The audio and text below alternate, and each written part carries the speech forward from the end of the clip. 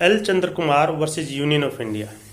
ये एक supreme court के 7 जजेस की बेंच का डिसीजन है और जो कि एडमिनिस्ट्रेटिव ट्रिब्यूनल्स और अदर ट्रिब्यूनल्स के बारे में है।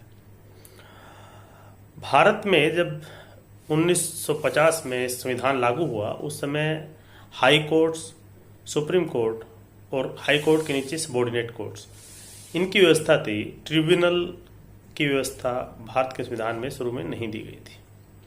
1970 आते आते हाई कोर्ट्स में जो मैटर्स थे उसकी पेंडेंसी बढ़ने लगी और उसके चलते सरकार ने कुछ उसका उपचार करने की विधि सोचनी शुरू की।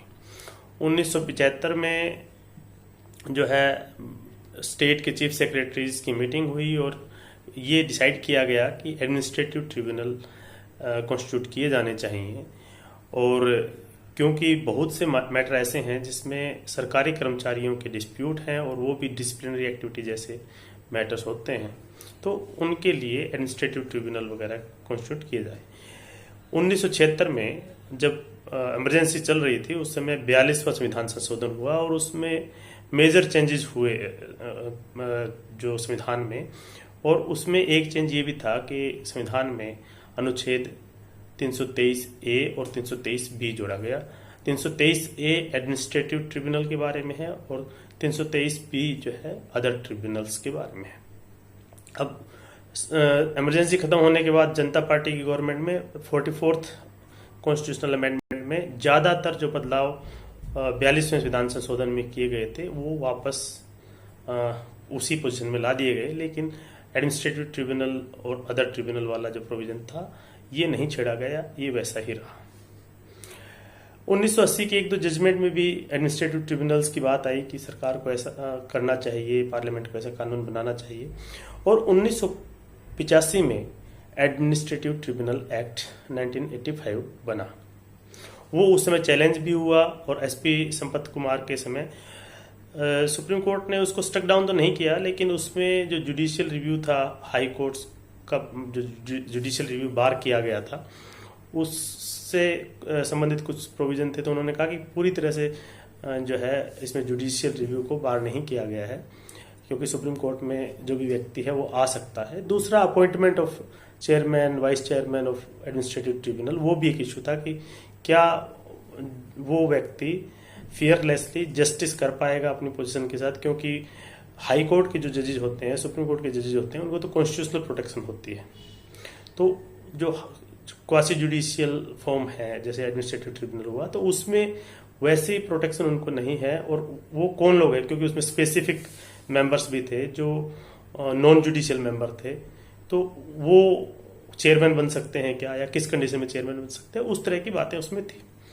उसके कुछ वर्ष बाद, एसपी संपत कुमार के मामले के कुछ वर्ष बाद, एल चंद्र कुमार के मामले में 7 जजेस की बेंच ने जब मैटर को डिसाइड किया तो उसके पास मुख्य रूप से 3 क्वेश्चन थे। एक ये था कि क्या आर्टिकल 323 ए और 323 बी में हाई कोर्ट तथा सुप्रीम कोर्ट के जुरिस्डिक्शन को एक्सक्लूड किया गया, क्या वो कॉन्स्टिट्यूशनली परमिसिबल है या ये अनकॉन्स्टिट्यूशनल है।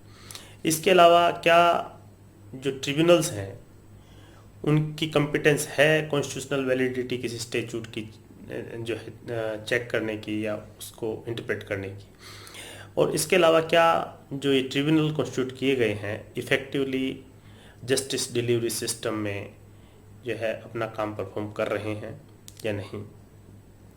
तो इसमें जो पहला मामला है उसमें मिनर्वा मिल के केस में सुप्रीम कोर्ट ने पहले ही कहा था कि जुडिशियल रिव्यू हाई कोर्ट के द्वारा और सुप्रीम कोर्ट के द्वारा कॉन्स्टिट्यूशन का इसेंशियल फीचर या बेसिक फीचर है और इसको पार्लियामेंट कॉन्स्टिट्यूशनल अमेंडमेंट के द्वारा भी एक्सक्लूड नहीं कर सकती, वोलेट नहीं कर सकती।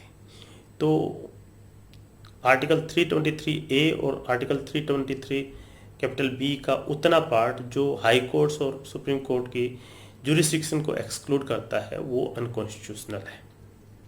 जहाँ तक एडमिनिस्ट्रेटिव ट्रिब्यूनल्स और दूसरे ट्रिब्यूनल्स के द्वारा कॉन्स्टिट्यूशनल वैलिडिटी को चेक करने की बात है, तो उसमें ये है कि ये ट्रिब्यूनल जितने भी हैं वो सबॉर्डिनेट लेजिस्लेशन की कॉन्स्टिट्यूशनल वैलिडिटी को चेक कर सकते हैं। जो सबॉर्डिनेट लेजिस्लेशन है, रेगुलेशंस हैं, रूल्स हैं, वो उनकी कॉन्स्टिट्यूशनल वैलिडिटी को जो ट्रिब्यूनल है वो चेक कर सकते हैं।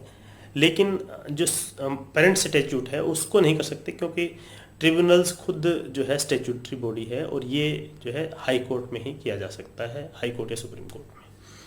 इसके अलावा जो ट्रिब्यूनल है वो कोर्ट ऑफ फर्स्ट इंस्टेंस रहेंगे, और कोर्ट जो ट्रिब्यूनल्स के जो डिसीजन होंगे वो हाई कोर्ट की जो है डिवीज़न बेंच के पास जाएंगे और वहाँ से फिर वो सुप्रीम कोर्ट में जाया जा सकता है। इससे पहले जो संपत कुमार का जो डिसीजन आया था उसमें ये था कि ट्रिब्यूनल के डिसीजन के बाद सीधे सुप्रीम कोर्ट जाना पड़ेगा और हाई कोर्ट को उसमें एक्सक्लूड कर दिया गया था। जबकि इस मामले में एसपी संपत कुमार के जो डिसीजन को ओवररूल करते हुए हाई कोर्ट के ज्यूरिसडिक्शन को दोबारा से रिस्टोर कर दिया गया।